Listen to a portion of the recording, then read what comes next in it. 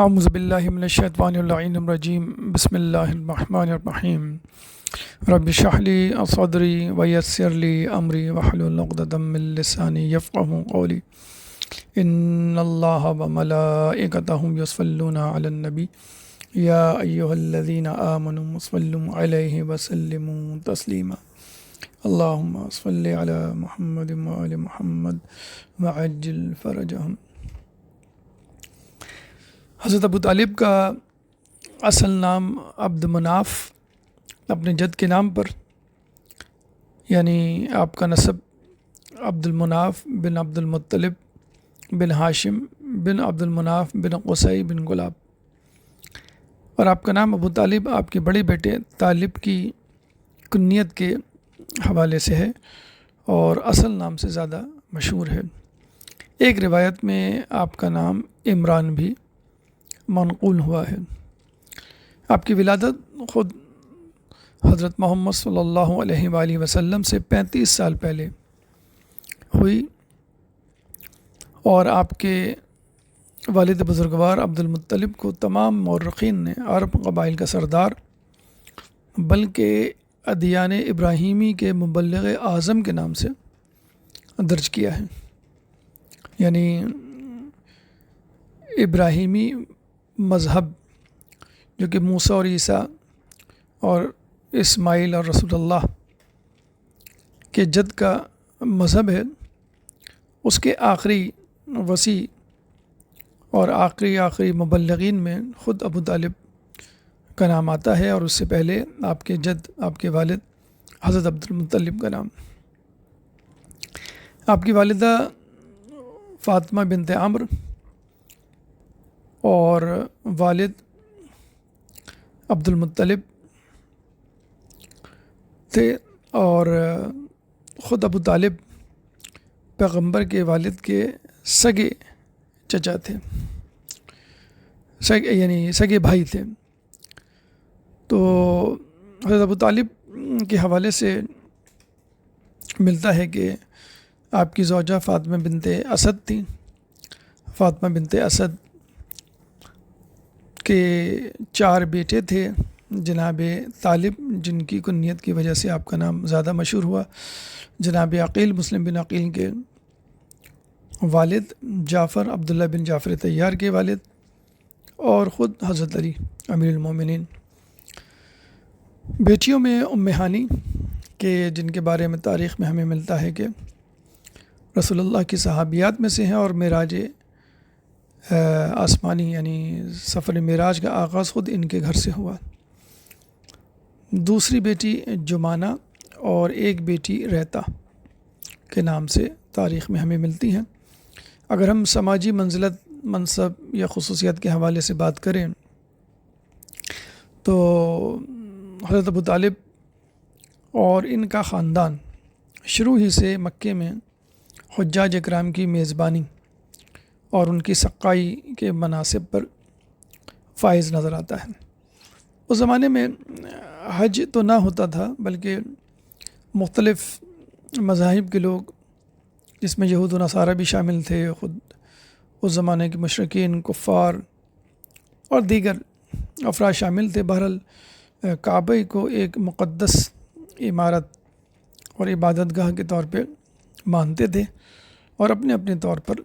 حج کو انجام دیتے تھے، اس کا طواف کیا کرتے تھے، اور وہاں اپنے اپنے طور پہ اپنے اپنے عقیدے کے مطابق عبادت کیا کرتے تھے۔ حضرت ابو طالب اپنے آبائی کام معاش کے اعتبار سے تجارت سے بھی منسلک رہے۔ خود رسول اللہ بھی تجارت میں ہاتھ بٹایا کرتے تھے ان کا، اور بی بی خدیجہ سلام اللہ علیہا کے تجارتی شریک بھی رہے۔ اس کے علاوہ عطریات، خوشبو اور گندم کی خرید و فروخت بھی حضرت ابو طالب کے نام سے تاریخ میں ہمیں ملتی ہے، اور خود بنی ہاشم کے جد ہاشم کے بارے میں ملتا ہے کہ جب ایک دفعہ مکے میں قحط پڑا تو وہ شام جا کر گندم لے کر آئے، اور اس کی روٹیاں بنا کر اس کے ٹکڑے کر کے لوگوں کو کھلایا، اور وہیں سے آپ کا نام ہاشم پڑ گیا۔ خود مولا علی، اگر ہم سخاوت کی بات کریں ابو طالب کی، حضرت ابو طالب کی یا ان کے خاندان کی، گو کہ بہت زیادہ متمول صاحب حیثیت گھرانہ نہ تھا، لیکن بہرحال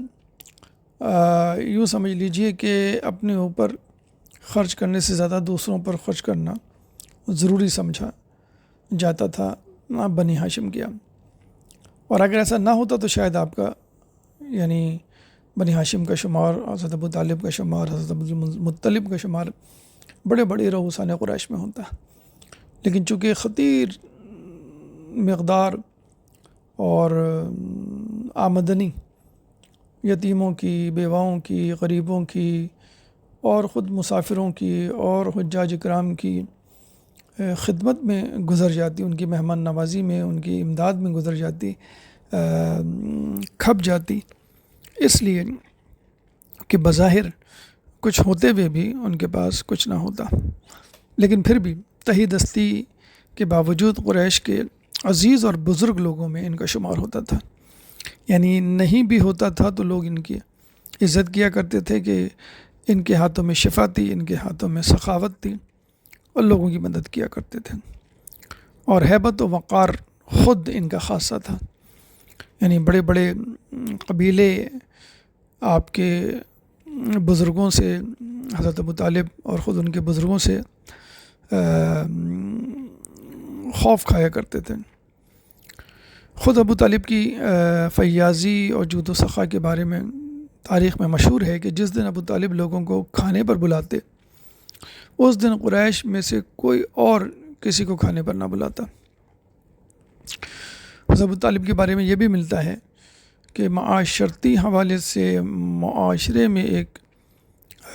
معتبر نام تھا، لوگوں کے درمیان جھگڑے نمٹانا، صلح صفائی کروانا، جائیدادوں کے مسئلے، میراث کے مسائل، اور یہ تمام لڑائی جھگڑوں اور اختلافات کو نمٹانے کے لیے ابو طالب اپنے اجداد کی طرح پیش رہتے، بلکہ انہوں نے وارثوں کی شہادت میں حلف اور قسم کو لازمی قرار دیا تھا کہ یعنی جب وراثت کی تقسیم ہو تو گواہی دینے والے گواہی دیں، ان کو لکھا جائے، وہ حلف اٹھائیں اور قسم کھا کر جو ہے وہ گواہی دیں۔ اس کے بعد اسلام نے باقاعدہ اس کی تائید و تصدیق بھی کی اور باقاعدہ ایک طریقہ وضع کیا جس سے وراثت میں کوئی لڑائی جھگڑا نزاع پیدا نہ ہو۔ تاریخ میں سیرت حلبیہ میں ملتا ہے کہ ابو طالب نے اپنے والد ماجد حضرت عبد المطلب بن ہاشم کی مانند شراب نوشی کو اپنے اوپر حرام کر رکھا تھا، اور ہم یہ سمجھتے ہیں نہ صرف شراب نوشی بلکہ ہر قسم کا گناہ اور بت پرستی، یعنی ہر وہ جہالت، ہر وہ گناہ، ہر وہ جرم، ہر وہ غلط بات جو معاشرے میں رائج تھی، اس سے ابو طالب، ان کے آباء و اجداد اور بنی ہاشم کے بیشتر افراد عاری تھے۔ لیکن آپ کی سب سے اہم خصوصیت ابو طالب کی رسول اللہ کی کفالت اور رسول اللہ کی پشت پناہی اور ان کی سرپرستی تھی، جس کو انہوں نے اپنے والد بزرگوار جناب حضرت عبد المطلب کی وفات کے وقت ان کی وصیت کے مطابق اپنے ہاتھ میں لیا۔ حضرت ابو طالب نے اپنے والد کی ہدایت پر اپنے 8 سالہ بھتیجے حضرت محمد کی سرپرستی کا بیڑا اٹھایا۔ ابن شہر آشوب میں ایک روایت کے مطابق کہ حضرت ابو طالب رسول اکرم کو کھانے پینے، لباس میں اور اپنے ہر کاموں میں اپنے خاندان پر فوقیت دیا کرتے تھے۔ یعنی کھانے کا وقت ہو تو رسول اللہ کا انتظار کیا جاتا تھا، لباس کا معاملہ آئے تو رسول اللہ کو سب سے پہلے مقدم رکھا جاتا تھا، اور حفاظت کے اعتبار سے اتنے زیادہ متفکر تھے کہ ہمیشہ ان کو اپنے ساتھ بستر پہ سلاتے اور کوشش کرتے کہ وہ سفر میں ہوں، حضر میں ہوں، گھر میں ہوں، میدان میں ہوں، باہر ہوں، اندر ہوں، اپنے ساتھ ساتھ رکھتے۔ بلکہ یہ بھی کہا جاتا کہ جب کھانے کا وقت آتا تو اپنی اولاد سے وہ کہا کرتے تھے کہ بیٹا صبر کرو، میرا بیٹا محمد آ جائے۔ جب رسول اکرم صلی اللہ علیہ وآلہ وسلم بڑے ہوئے اور تبلیغ کا رسالت کا کام انجام دیا تو قریش نے ابو طالب کو آ کر سمجھایا کہ یہ ہماری جسے کہتے ہیں کہ معاشرے کی روش کے خلاف ہے کہ کوئی ہمارے بتوں کو، ہماری بت پرستی کو اور ہماری بتوں کے لیے عبادت کو غلط اور باطل قرار دے، اور آپ کا بھتیجا یہ کام کر رہا ہے۔ شروع میں تو ان کا لہجہ نرم تھا، لیکن جب ان کا لہجہ نرم ہوا، سخت ہوا، تو حضرت ابو طالب بھی اپنے مقام پر ڈٹ گئے۔ اس وقت آپ کی عمر 75 برس ہو چکی تھی، لیکن اس عمر میں بھی آپ نے رسول اکرم کی حمایت اور ہمراہی، پشت پناہی جاری رکھی، اور دو ٹوک الفاظ میں لوگوں کو بتلا دیا کہ میری حمایت، میری سرپرستی اور میری تمام تر تائید اپنے بھتیجے محمد کے ساتھ ہے۔ اور یوں ابو طالب اور ان کی زوجہ حضرت فاطمہ بنت اسد رسول اللہ کے لیے ماں باپ کی صورت اختیار کر گئے۔ رسول اکرم نے خود حضرت ابو طالب کی وفات کے وقت فرمایا تھا کہ جب تک ابو طالب بقد حیات تھے قریش مجھ سے خوف کھایا کرتے تھے۔ اور شیخ مفید نے اپنی کتاب میں اس کو درج کیا ہے ایمان ابی طالب کے حوالے سے کہ جب ابو طالب کی وفات ہوئی تو جبرائیل پیغمبر اکرم صلی اللہ علیہ وآلہ وسلم پر نازل ہوتے ہیں اور کہتے ہیں مکے سے باہر نکل جاؤ، کیونکہ اب اس مکے میں آپ کا کوئی حامی اور مددگار نہیں رہا۔ یعنی جبرائیل گویا ہجرت کا حکم خود حضرت ابو طالب کی وفات اور ان کے دنیا سے چلے جانے کے موقع پر لے کر آ رہے ہیں۔ یعنی مکے میں رسول اللہ کا پشت پناہ اگر کوئی تھا تو وہ ابو طالب تھے۔ کہتے ہیں ابو طالب کی تاریخ وفات جو کہ مختلف کتابوں میں ہے، ایک 26 ربیع الاول بھی ہے، 26 رجب، بہرحال بعثت کا 10واں سال تھا، اور وفات خود حضرت ختیجہ کی وفات کے چند دن کے بعد ہوئی، تقریباً 86 یا 90 سال کی عمر میں۔ تاریخ وفات میں 1 ذی القعدہ اور بعض جگہ 15 شوال بھی آیا ہے۔ کہتے ہیں کہ آپ کی وفات پر رسول اللہ نے بہت غمگین ہو کر گریہ کیا اور علی کو تجہیز و تکفین کا حکم دیا۔ کہتے ہیں کہ ایک دفعہ رسول اکرم حضرت ابو طالب کی قبر پر پہنچے تو فرمایا کہ میں قیامت کے دن آپ کی مغفرت اور شفاعت کے لیے دعا کروں گا کہ جن و انس حیران رہ جائیں گے۔ کہتے ہیں کہ آپ کی جسد خاکی کو مکے میں آپ کے والد گرامی عبد المطلب کے ساتھ قبرستان حجون، جس کو قبرستان ابو طالب یا جنت المعلیٰ کہا جاتا ہے، وہاں پہ سپرد خاک کیا گیا، اور یہ وہی جگہ ہے جہاں پر بنی ہاشم کے اجداد بھی دفن ہیں۔ خود بی بی خدیجہ سلام اللہ علیہا بھی یہاں پر آخری آرام گاہ کے طور پر موجود ہے، ان کی قبر مبارک۔ حضرت ابو طالب کے ایمان کے حوالے سے شیعہ سنی کتابوں میں مختلف روایات درج ہیں۔ آئیے دیکھتے ہیں کہ حضرت ابو طالب کا ایمان کس طرح مستحکم اور مضبوط اور اللہ کے رسول کے نزدیک مکمل تھا۔ مختلف روایات کہ جس میں حضرت ابو طالب کی شاعری کے حوالے سے، ابو طالب کے سیرت و کردار کے حوالے سے، اور خود اللہ تعالیٰ اس کے فرشتے جبرائیل علیہ السلام اور ائمہ کی شہادتیں حضرت ابو طالب کے ایمان پر مکمل مہر تصدیق ثبت کرتی ہوئی نظر آتی ہیں۔ ایک روایت کے مطابق رسول خدا اپنے چچا ابو طالب کی وفات کے بعد ان کی میت کے پاس آئے اور فرمایا، اے چچا، آپ نے بچپن میں میری تربیت کی اور یتیمی میں میری سرپرستی کی، اور اب آپ نے میری نصرت و مدد کی، بس خداوند آپ کو بہترین جزا عطا فرمائے۔ اور پھر آپ نے حضرت علی کو حکم دیا کہ ان کو غسل دیں، اور جب حضرت علی کو حکم دیا غسل دینے کا تو اس کا مطلب ہے ان کا غسل اسلامی طریقے سے ایک مومن کے غسل کے مانند انجام دیا گیا۔ شیخ صدوق کی کتاب امالی میں صفحہ نمبر 404 میں روایت درج ہے۔ ایک اور روایت میں مولا علی فرماتے ہیں کہ جب وہ مسجد میں بیٹھے تھے اور لوگ ان کے ارد گرد بیٹھے ہوئے تھے، ایک شخص نے کھڑے ہو کر کہا، اے امیر المومنین، کیا عجیب بات ہے، خداوند نے آپ کو خلافت و امامت میں قرار دیا، حالانکہ آپ کے والد کو نعوذ باللہ جہنم میں عذاب ہو رہا ہے۔ اور وہ روایت ہے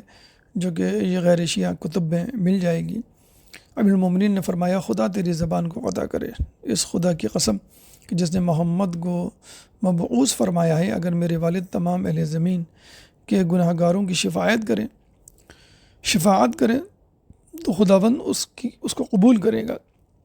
یہ کیسے ہو سکتا ہے کہ میرے والد آتش جہنم میں ہوں، حالانکہ ان کا بیٹا جنت اور جہنم کو تقسیم کرنے والا ہے؟ مجھے اس خدا کی قسم ہے کہ جس نے محمد کو پیغمبری کے لیے مبعوث فرمایا، بے شک قیامت والے دن میرے والد کا نور سوائے پنجتن کے انوار خمسہ کہ تمام انوار کو خاموش اور بے اثر کر دے گا، کیونکہ ان کا نور ہمارے نور سے ہے کہ جس نور کو خداوند نے حضرت آدم کی خلقت سے بھی 2000 سال پہلے خلق کیا۔ یعنی یوں کہہ لیجئے کہ پنجتن کے بعد، اہل بیت کے بعد، حضرت ابو طالب کا نور تمام انوار پہ حاوی ہوگا۔ شیخ طوسی کی امالی صفحہ نمبر 305 پہ یہ روایت موجود ہے۔ ایک اور روایت میں امام صادق علیہ السلام فرماتے ہیں کہ ابو طالب کے ایمان کو ترازو کے ایک پلڑے میں اور دوسرے انسانوں کے ایمان کو دوسرے پلڑے میں رکھا جائے تو ابو طالب کا ایمان ان لوگوں کے ایمان سے وزنی دکھائی دے گا، اور یقیناً ایسا عقلی طور پہ ممکن ہے، کیونکہ جو لوگوں کو ایمان کی طرف بلائے، جو لوگوں کے لیے ایمان کی راہ میں پشت بنا بنے، وہ محمد ہے، اور جو محمد کے لیے پشت بنا بنے وہ ابو طالب ہے۔ یہ روایت بحر الانوار جلد نمبر 35 پر موجود ہے۔ ایک اور روایت میں امام محمد باقر علیہ السلام فرماتے ہیں کہ خود امیر المومنین علی ابن ابی طالب نے حضرت ابو طالب کی زندگی میں ہی حکم دیا کہ ان کی طرف سے حج انجام دیا جائے۔ یعنی حج انجام دینے کا مطلب یہ ہے کہ انسان مومن ہے، مسلمان ہے، اور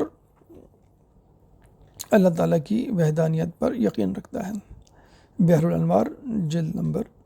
35۔ ایک روایت میں ہے کہ امام فرماتے ہیں کہ حضرت ابو طالب اصحاب کہف کے مانند ہیں کہ جن کے دل میں ایمان تھا لیکن ظاہری طور پہ شرک کا اظہار کیا کرتے تھے، اس وجہ سے خداوند عالم ان کو 2 برابر اجر عطا فرمائے گا۔ یعنی مشکل وقت میں اگر انسان ایمان پر قائم رہے تو اس کا درجہ، اس کا اجر دگنا ہو جایا کرتا ہے۔ اور آپ کا ایمان اصحاب کہف کے مانند تھا کہ یعنی انہوں نے کھلم کھلا اس کا اظہار نہیں کیا تھا، اگر وہ اظہار کرتے تو خود رسول اللہ کی طرح قابل عتاب ہو جاتے، چنانچہ انہوں نے اپنے ایمان کو چھپا کے رکھا اور بظاہر لوگوں کے سامنے ان جیسے رہے، لیکن یہ بات اپنے طور پہ طے ہے کہ اگر لوگ ان کے ایمان کو ثابت نہیں کر سکتے، غیر افراد کی بات ہو رہی ہے، تو وہ ان کے کفر کو بھی ثابت نہیں کر سکتے۔ تو یہ اصحاب کہف کے مانند ہونے کی روایت کافی میں جلد نمبر 2 صفحہ نمبر 462 پر موجود ہے۔ ایک اور روایت جس میں خود جبرائیل جو ہیں وہ خدا کی طرف سے پیغام لاتے ہیں، کیا امام صادق فرماتے ہیں کہ جبرائیل رسول خدا پر نازل ہوئے اور کہا، اے محمد، خداوند نے آپ کو سلام کہا ہے اور فرمایا ہے کہ میں خدا نے آتش جہنم کو اس صلب پر حرام قرار دیا جس صلب میں آپ تھے، اور اس شکم پر حرام قرار دیا جس نے آپ کو حمل کیا، اور اس دامن پر بھی حرام قرار دیا ہے کہ جس نے آپ کی پرورش کی۔ صلب یعنی آپ کے والد عبداللہ علیہ السلام، شکم یعنی والدہ آمنہ علیہ السلام، اور دامن یعنی آپ کے چچا ابو طالب علیہ السلام۔ اصول کافی جلد نمبر 1۔ ایک روایت میں حضرت عباس ابن عبد المطلب فرماتے ہیں رسول اللہ کے چچا کہ بے شک ابو طالب نے مرتے وقت شہادتین کو اپنی زبان پر جاری کیا تھا، یعنی رسول اللہ کے سامنے واضح طور پہ اس کی گواہی دی تھی۔ بحر الانوار جلد نمبر 35۔ اور اس کی تصدیق خود امام صادق علیہ السلام ایک اور روایت میں بحر الانوار کی جلد نمبر 35 میں کرتے ہیں کہ حضرت ابو طالب نے مرنے سے پہلے اپنے آپ کو رسول خدا کو راضی کر لیا تھا، اپنے آپ سے رسول خدا کو راضی کر لیا تھا، یعنی ان کے سامنے شہادتین پڑھ کر اپنے ایمان کو رسول اللہ سے تصدیق اور تائید کے ساتھ منوا لیا تھا۔ ایک روایت میں اس روایت کی تکذیب اور تردید کی جاتی ہے کہ جس روایت میں نعوذ باللہ ہم کو عذاب جہنم کی جسے کہتے ہیں کہ وعید دی گئی ہے اور عذاب جہنم کا مصداق قرار دیا نعوذ باللہ۔ امام صادق علیہ السلام فرماتے ہیں اپنے صحابی سے، اے یونس، لوگ ابو طالب کے بارے میں کیا کہتے ہیں؟ آپ کے صحابی یونس نے کہا کہ وہ کہتے ہیں کہ ابو طالب آتش جہنم میں ہیں اور شعلہ، آگ کا شعلہ ان کے آگ کے جوتوں میں موجود ہے، یعنی وہ آگ کے جوتے پہنے ہوئے ہیں جس کی وجہ سے ان کا مغز ابل رہا ہے نعوذ باللہ۔ یہ سن کر امام صادق علیہ السلام فرماتے ہیں کہ وہ لوگ دشمنان خدا ہیں کہ جو جھوٹ کہتے ہیں۔ ابو طالب انبیاء، صدیقین اور شہداء کے دوستوں میں سے ہیں کہ وہ کتنے اچھے دوست ہیں، یعنی کفر اور غیر مسلم مشرک ہونا تو بہت دور کی بات ہے، وہ تو انبیاء، صدیقین اور شہداء کے دوستوں میں سے ہیں۔ بلکہ ایک روایت جس کو خود ابراہیم امینی نے اپنی کتاب الغدیر میں لکھا ہے کہ ابو طالب خود حضرت عیسیٰ علیہ السلام کے، یعنی رسول اللہ سے پہلے نبی کے آخری وصی تھے۔ ایک روایت میں آیا ہے کہ ایک شخص نے امام رضا علیہ السلام کو خط لکھا اور کہا کہ میری جان آپ پر قربان ہو، میں نے ابو طالب پر شک کیا ہے۔ امام رضا علیہ السلام نے فرمایا کہ اگر تم ابو طالب کے ایمان کا اقرار نہیں کرو گے تو تمہارا راستہ جہنم کی طرف ہوگا۔ یعنی حضرت ابو طالب کے ایمان کی جسے کہتے ہیں تصدیق اتنی زیادہ ضروری ہے کہ جس طرح اللہ کی وحدانیت کی تصدیق، نبوت کی تصدیق، قیامت کی تصدیق، امامت و عدل کی تصدیق، ان کی تردید یا ان کا انکار انسان کو جہنم کی طرف لے جا سکتا ہے، تو خود ابو طالب کے ایمان میں شک اور ان کے ایمان کا انکار جہنم کی طرف انسان کو روانہ کر سکتا ہے۔ حضرت ابو طالب کے دیوان کے حوالے سے کہ جو خود ایک مکمل جسے کہتے ہیں کتاب کی صورت اختیار کر گیا ہے، 1000 سے زیادہ اشعار ملتے ہیں، 1000 سے زیادہ، کہ جس میں بہت سارے اشعار فقط اللہ تعالیٰ کی وحدانیت، رسول کی رسالت، قیامت، اسلام سے متعلق ہیں۔ اسی لیے امام صادق علیہ السلام نے ایک روایت میں کہا کہ لوگوں کے بارے میں کہ جو کہا کرتے ہیں کہ ابو طالب کافر تھے نعوذ باللہ، امام نے فرمایا کہ وہ جھوٹ کہتے ہیں، وہ کیسے کافر ہو سکتے ہیں حالانکہ انہوں نے ان اشعار کو کہا۔ اور پھر آپ نے وہ اشعار پڑھے کہ جن میں رسول کی رسالت اور اسلام کی تعلیمات کی تصدیق ہوتی ہے۔ اور مثلاً ایک اشعار پڑھا کہ شعر پڑھا کہ جس کا ترجمہ ہے کہ کیا تم نہیں جانتے کہ ہم محمد کو موسیٰ کی طرح پیغمبر مانتے ہیں کہ گزشتہ آسمانی کتاب میں ان کے بارے میں بشارت دی گئی ہے۔ اور ایک اور جگہ کہا کہ اشعار جن کا مطلب ہے کہ وہ مشرکین جانتے ہیں کہ ہم اپنی اولاد کو جھٹلانے والے نہیں اور باطل قوتوں کی کوئی تعویل و توجیہ نہیں کی جا سکتی۔ وہ نورانی چہرہ یعنی خدا کا نیک بندہ ہے کہ جس کی برکت سے بادل برستے ہیں، وہ یتیموں کی فریاد رسی کرنے والا اور مسکین عورتوں کو پناہ دینے والا ہے۔ ایک اور جگہ آیا ہے کہ خود جب ابو طالب دنیا سے چلے گئے تو جبرائیل رسول اللہ پہ خود نازل ہوئے اور کہا کہ آپ مکے سے باہر چلے جائیں، ہجرت کر جائیں، کیونکہ آپ کا اس شہر میں کوئی ناصر و مددگار نہیں رہا۔ یعنی حضرت ابو طالب کے انتقال کے بعد رسول اللہ کو مکے سے ہجرت کرنے کا حکم دیا گیا۔ کہنے کا مقصد یہ ہے کہ اتنے زیادہ شواہد اور اتنے زیادہ ثبوت کے باوجود اگر کوئی آپ کے عقیدے کا، آپ کے ایمان کا انکار کرتا ہے تو بس ایک ہی بات ذہن میں آتی ہے کہ یہ وہ بغض اور یہ وہ حسد تھا کہ جو لوگوں کو ابو طالب نہیں بلکہ امیر المومنین جناب علی سے تھا، اور چونکہ ان کا رتبہ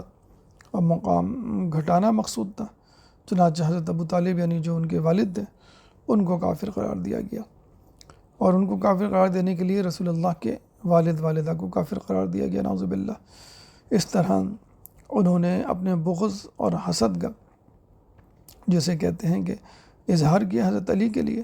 اور خود رسول اللہ کے رتبہ نبوت کو اور رسول اللہ کے مقام و مرتبے کو عام انسان سے ملانے کے لیے ان کے والدین کو کافر قرار دیا گیا، حالانکہ فریقین کی روایت اس بات پر مسلم حقیقت اور دلیل رکھتی ہیں کہ رسول خدا کے بعد رسول اللہ کے آباء و اجداد، رسول اللہ سے پہلے جن جن صلب میں رسول اللہ کا نور رہا وہ تمام کے تمام با ایمان تھے اور دین اسلام میں داخل تھے۔ اللہ تعالیٰ سے دعا ہے کہ ہمیں ایمان ابی طالب کے عقیدے پر قائم رکھ اور اسی پہ ہمیں موت دے، اور قیامت میں حضرت ابو طالب کے نور سے سرفراز فرما، ان کی شفاعت سے بہرہ مند فرما، جو پریشان حال ہیں ان کی پریشانی کو دور فرما، جو بے روزگار ہیں ان کو رزق حلال عطا فرما، جو رزق حلال کما رہے ہیں ان کے رزق حلال میں برکت عطا فرما، جو مقروض ہیں ان کے قرضوں کو ادا فرما، جو زندان میں ان کو رہائی عطا فرما، جو سفر میں ان کو منزل عطا فرما، جو گمشدہ ہیں ان کو اپنے پیاروں سے ملا، مسلمان دنیا میں جہاں جہاں ظلم و ستم کا نشانہ بنے میں ان سے ظلم و ستم کو دور فرما، امام کے ظہور میں تعجیل فرما، اور ہمیں ان کے انصار و اعوان میں شامل فرما۔ ربنا تقبل منا انك انت السميع العليم وتب علينا انك انت التواب الرحيم برحمتك يا ارحم الراحمين۔ اللهم صل على محمد وعلى محمد وعجل فرجهم۔